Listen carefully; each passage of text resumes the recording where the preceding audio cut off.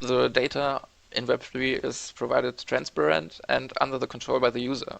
By this, we meet the requirements of the General Data Protection Regulation, and the user can decide at any time which data they want to share and with whom.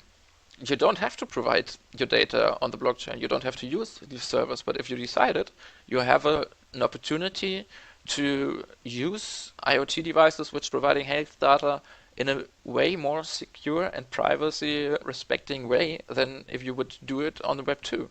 You have to trust your Web 2 intermediate.